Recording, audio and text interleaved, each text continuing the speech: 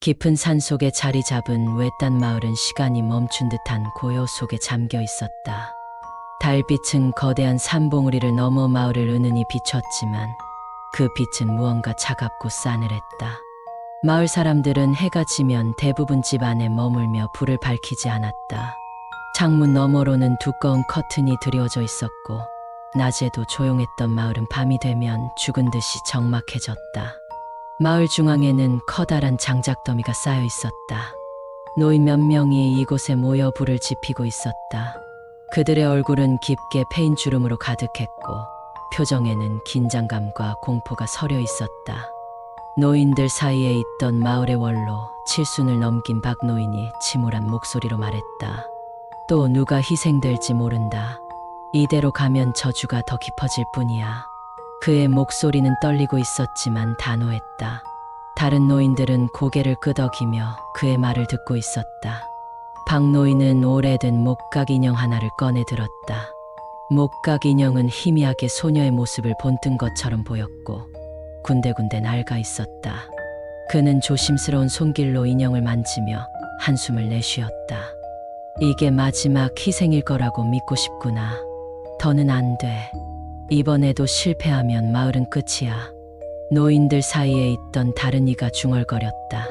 그 자의 저주는 너무 오래되고 강력해. 침묵이 사라지지 않는 한 절대 벗어날 수 없어. 이 대화를 멀리서 몰래 지켜보던 연희는 무언가 꺼림칙한 느낌이 들었다. 그녀는 집에서 몰래 빠져나와 사람들이 모여있는 장작더미 근처로 살금살금 다가왔다. 창문 틈새로 마을 사람들이 하는 이야기를 들으려 귀를 기울였다. 저주, 신목, 희생. 도대체 무슨 말을 하고 있는 거지? 연희는 속으로 중얼거렸다. 그 순간 박 노인이 손에 들고 있던 목각 인형을 불 속으로 던졌다. 장작불은 순간 커다랗게 타오르며 인형을 삼켰다. 불길은 이상하게도 푸르스름한 빛을 띠며 번져나갔다. 연희는 본능적으로 심장이 철렁 내려앉는 것을 느꼈다. 불길에서 마치 울음소리 같은 것이 희미하게 들려왔다. 저건 무슨 소리지? 연희는 떨리는 손으로 입을 막고 숨을 죽였다. 불길은 곧 잦아들었고 노인들은 서로의 얼굴을 바라보며 무겁게 고개를 끄덕였다. 끝난 건가요? 한 노인이 박 노인에게 물었다. 아니, 이제 시작이다. 우리가 아무리 애써도 이 저주는 쉽게 풀리지 않을 거다. 더 큰 대가를 치르기 전에 신목을 없애야 해. 박 노인의 말에 다른 이들은 아무 말 없이 고개를 숙였다. 그 순간 연희의 어깨를 잡아당기는 손길이 있었다. 그녀는 깜짝 놀라 뒤돌아보았다. 어머니였다. 어머니는 조용히 그녀를 끌어내며 낮은 목소리로 말했다. 너 이런 데 오면 안 된다고 했잖아. 얼른 집으로 가자. 근데 어머니, 저 사람들이 뭔가 무서운 이야기를 하고 있어요. 신목이고 저주고 도대체 뭔 뜻이에요? 연희는 두려움과 호기심이 섞인 눈빛으로 물었다. 그런 거에 관심 가지지 마. 어머니는 단호한 목소리로 말했다. 알면 알수록 위험해질 뿐이야. 우리 마을은 오래전부터 이런 운명을 짊어졌어. 괜히 내가 나설 일이 아니다. 하지만 사람들이 희생된다고 했잖아요. 그냥 두면 안 되잖아요. 연희가 작지만 단호하게 말했다. 어머니는 깊은 한숨을 내쉬며 말했다. 내가 아무리 생각해도 소용없어. 이건 우리가 감당할 수 없는 일이다. 오래전부터 그래왔고 앞으로도 그럴 거야. 연희는 어머니의 손에 이끌려 집으로 향했다. 그러나 마음속에는 불길한 의문이 점점 커져갔다. 신목, 저주, 희생. 왜 아무도 이걸 끝내려 하지 않는 거지? 정말 방법이 없는 걸까? 그날 밤 창문 너머로 보이는 신목의 모습이 연희의 마음을 어지럽혔다. 달빛에 비친 신목은 마치 생명을 가진 듯 섬뜩하게 느껴졌다. 그녀는 차마 눈을 감을 수 없었다. 밤이 깊어지고 마을은 더욱 적막에 잠겼다. 집안에서는 나지막한 바람 소리만 들렸고 어둠 속에서는 가끔 어디선가 들려오는 동물의 울음소리조차도 스산하게 느껴졌다. 연희는 이대로 잠들 수 없었다. 어머니가 말린 것도 있고 마을 어귀에 있는 신목이 계속 머릿속을 떠나지 않았다. 신목 저주 그 나무가 대체 뭘 숨기고 있는 거지? 연희는 이불 속에서 뒤척이며 생각했다. 결국 참지 못하고 조심스레 이불을 걷었다. 창문 너머로 달빛이 희미하게 비춰지고 있었다. 어머니가 자고 있는 것을 확인한 연희는 가볍게 옷을 걸치고 집 밖으로 나섰다. 싸늘한 밤 공기가 그녀의 피부를 스치며 소름 돋게 했지만 발걸음을 멈출 수는 없었다. 마을 어귀로 가는 길은 가파르고 좁은 돌길이었다. 낮에는 익숙하던 길도 밤에는 전혀 다른 곳처럼 느껴졌다. 바람이 휘감으며 나뭇가지들이 흔들릴 때마다 연희는 심장이 두근거렸다. 그녀는 자신을 다독이며 중얼거렸다. 괜찮아. 아무것도 아니야. 그냥 나무를 한번 보면 되는 거야. 신목에 가까워질수록 공기는 점점 차가워지고 묘한 긴장감이 감돌았다. 달빛이 가려지는 구름 사이로 나무의 윤곽이 서서히 드러났다. 신목은 마치 살아있는 생물처럼 위압적인 존재감을 뿜어내고 있었다. 오래된 나무는 거대한 줄기와 뒤엉킨 뿌리로 땅을 단단히 붙잡고 있었고 가지는 기괴하게 꼬여 있었다. 연희는 나무 앞에 서자 왠지 모를 두려움이 밀려왔다. 하지만 호기심이 공포를 누르고 있었다. 그녀는 떨리는 손으로 나무를 만지려 다가갔다. 그 순간 어디선가 희미한 목소리가 들려왔다. 제발 나를 도와줘.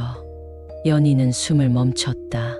잘못 들은 것이라 생각하며 고개를 저었지만 목소리는 점점 더 뚜렷하게 들려왔다. 여기야. 나를 풀어줘. 목소리는 땅 밑에서 울리는 것 같았다. 연희는 뒤로 물러서려다 발을 헛디뎌 넘어졌다. 차가운 땅바닥에 앉아 숨을 고르던 그녀는 문득 나무 뿌리 사이에서 무언가 빛나는 것을 보았다. 희미한 달빛에 반사된 듯한 은빛 광채가 나무 뿌리 사이에서 새어나오고 있었다. 저게 뭐지? 연희는 천천히 손을 뻗어 그것을 잡으려 했다.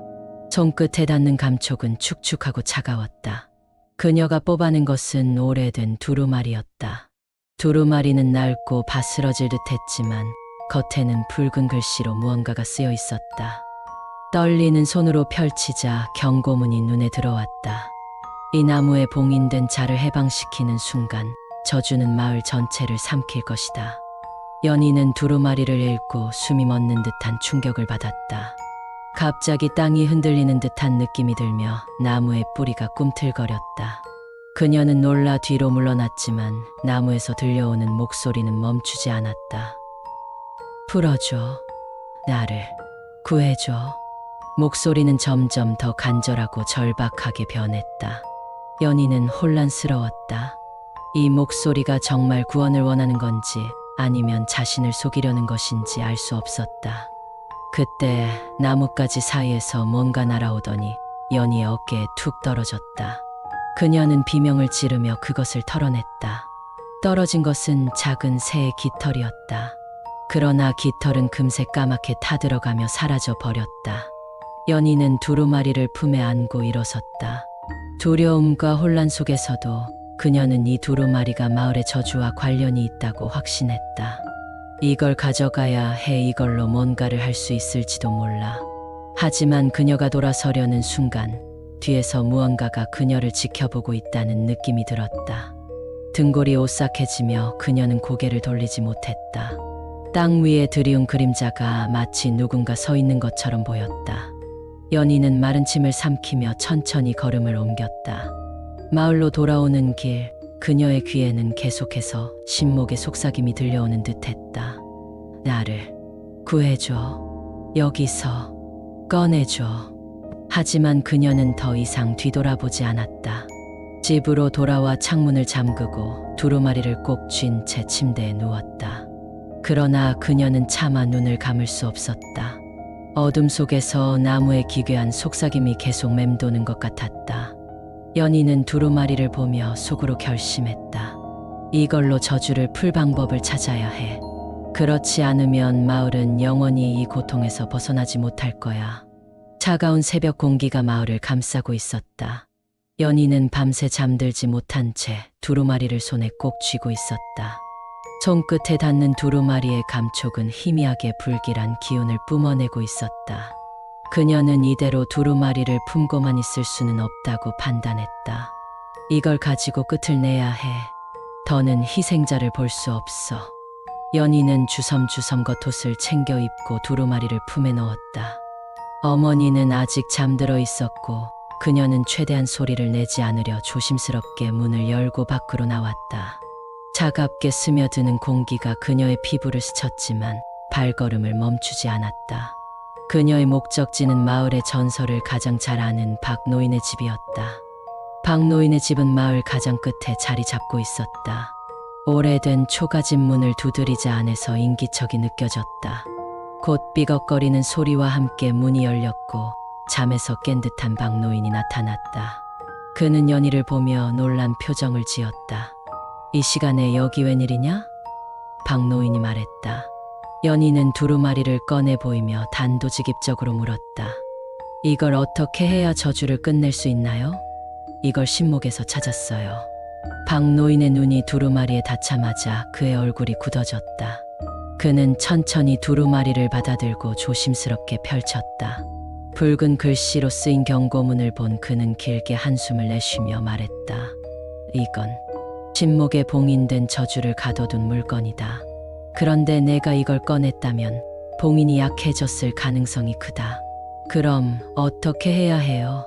그냥 이대로 두면 마을이 더 위험해질 거잖아요. 연희는 다급하게 물었다. 박노인은 고개를 끄덕이며 말했다. 방법은 있다. 하지만 쉬운 일이 아니야. 신목을 직접 찾아가야 하고 이 두루마리를 불태워야 해. 하지만 불태우는 순간 봉인이 완전히 깨질 수도 있다. 봉인이 깨지면 어떻게 되는데요? 연희가 물었다. 저주가 풀리지 않고 오히려 마을 전체에 퍼질 수도 있어. 그렇지만 지금으로선 이 방법이 유일하다. 내가 정말 용기를 낼 수 있겠느냐? 박노인은 그녀를 똑바로 바라보며 물었다. 연희는 잠시 주저했지만 이내 고개를 끄덕였다. 제가 할게요. 더는 아무도 희생되지 않게 막을 거예요. 연희는 두루마리를 품에 안고 신목으로 향했다. 길 위로 희미하게 떠오르는 여명은 그녀의 발걸음을 비췄지만 주변 공기는 여전히 싸늘했다. 마을 사람들이 한둘 그녀를 뒤따르기 시작했다. 처음엔 아무 말 없이 그녀를 지켜보던 사람들은 점점 웅성거리기 시작했다. 저 아이가 무슨 일을 벌이려는 거지? 설마 저걸 신목에서 태우겠다는 건가? 연희가 신목에 가까워질수록 사람들의 목소리는 커졌다. 그들 중 몇몇은 연희를 붙잡으려 했다. 안 돼. 그걸 하면 마을이 더 큰 재앙에 휩싸일 수도 있어. 한 남자가 소리쳤다. 하지만 연희는 멈추지 않았다. 그녀는 신목 앞에 도착해 두루마리를 꺼내 들었다. 마을 사람들은 겁에 질려 뒤로 물러섰다. 신목은 여전히 음산한 기운을 뿜어내고 있었고 나뭇가지들이 마치 생명을 가진 듯 흔들리고 있었다. 연희는 떨리는 손으로 두루마리에 불을 붙였다. 작은 불씨가 점점 커지며 두루마리를 삼키기 시작했다. 그 순간 신목이 갑자기 흔들리기 시작하더니 거대한 뿌리에서 검은 연기가 솟아올랐다. 연희는 불길 속에서 울부짖는 소리가 들려오는 것 같았다. 그것은 너무나도 기괴한 소리였다. 마을 사람들은 두려움에 질려 비명을 지르며 뒷걸음질 쳤다. 하지만 연희는 꼿꼿이 서 있었다. 불타는 두루마리는 이내 완전히 재로 변했다. 신목은 잠시 후 조용해졌고 검은 연기도 사라졌다. 달빛이 나무 위로 다시 내리쬐며 마치 모든 것이 끝난 듯 보였다. 마을 사람들은 조심스럽게 연희에게 다가왔다. 끝난 건가? 저주가 사라진 거야? 연희는 그들에게 고개를 끄덕이며 말했다. 네, 이제 마을은 괜찮을 거예요. 저주는 끝났어요. 사람들은 환호하며 그녀를 둘러싸고 감사를 표했다. 정말 고맙구나. 너 덕분에 우리가 살았어. 하지만 그 순간 연희는 손목의 묘한 감촉을 느꼈다. 그녀는 자신도 모르게 팔을 내려다보았다. 두루마리에서 떨어진 잿가루 같은 것이 그녀의 손목에 감겨 있었다. 그것은 검은색으로 변하더니 천천히 그녀의 피부로 스며들었다. 연희는 그것을 보고도 아무 말 없이 조용히 미소 지었다. 그녀의 눈에는 달빛이 반사되어 빛나고 있었다. 마을 사람들은 아무것도 모른 채 기쁨에 차 있었지만 연희는 속으로 속삭였다. 나는 선택했다. 그리고 내가 옳았다고 믿는다. 하지만 이게 끝은 아니야. 신목은 조용히 서 있었지만 그 뿌리 아래 어딘가에서 다시 속삭임이 들려오는 듯했다.